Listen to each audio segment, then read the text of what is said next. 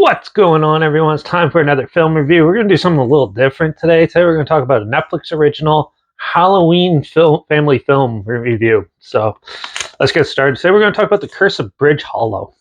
It's a Netflix original released October 14th, 2022.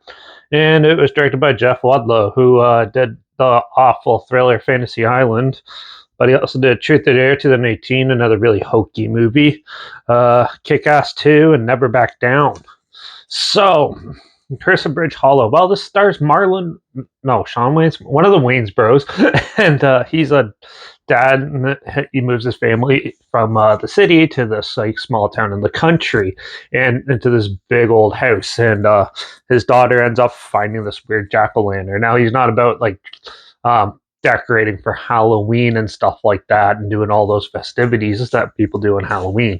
But she finds this interesting one, lights in it, unleashes a curse on the town of this evil witch doctor person who makes their Halloween decorations come alive and cause havoc and tries to steal back the town. Yeah. And and a lot of crazy antics ensue as they try to solve the problems that are going on in the town. Overall, this film was amusing and stuff. This is a family Halloween comedy. It was cool seeing Shawn Wayans in this being a little more subdued character. I'm used to seeing him and his brother in the other stuff, Scary Movie and stuff where they're really witty and unhinged and just crazy. And this is more subdued. You can tell he's getting more mature and trying to do a little more mature things and family oriented stuff. So it was cool to see him in this, and he still has his quirky, wild moments and stuff. But for the most part, I thought his character at least was pretty well written and stuff. His daughter and his wife were kind of a little bit just clunky and there to be part of the story, I guess. They just basically moved the plot forward a bit, and at least his daughter does, but his wife in the film doesn't really need to be there. And some of the characters aren't really well developed and stuff, so you don't really care. They kind of just come in and out as needed and stuff. And which is a little bit of a shame because there's some pretty good actors in it, and this is really well shot, and the special effects actually look pretty decent for what it is and stuff. It definitely has the Goosebump movie feel, or even the live action Scooby-Doo type feel to it. So I feel like those type of movies, or even Casper and stuff, this more in that realm of film. And I thought it was amusing enough. It was a pretty simple story, though, and a pretty basic outcome and stuff like that. You're not going to go too complex with family movies and stuff. And I did like a lot of the stuff. I thought the conclusion and the climax is pretty dull, though, and pretty quick.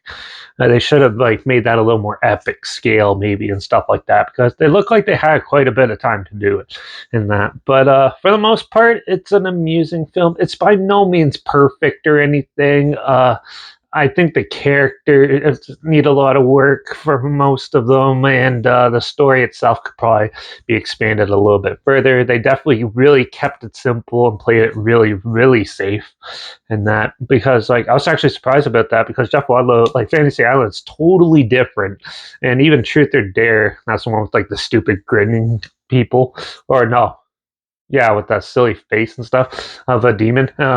Anyways, goes, and those ones are a little more weird. But this one was pretty subdued, which is a surprise. But I thought it was okay. I didn't think it was the greatest in most aspects, but I thought it was still an amusing one. I think families will love it. So I'm going to give The Curse of Bridge Hollow a 2.5 out of 5. There's not much else to say about it, but it is on Netflix, so you can check it out if it sounds like something you want to check it out. And also, I'll link the trailer down below so you can check that out too.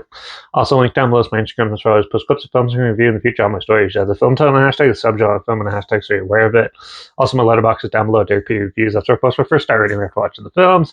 And my Twitter's down below, reviews_Derek. So follow me on those platforms. Stay in loop with this channel. Like this video. Share it with some more people. Wherever, comment your opinions of the film down below.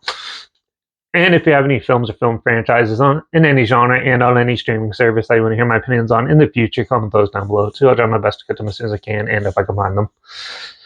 Make sure you subscribe. Hopefully find something weird, obscure, and odd they probably never thought of checking out.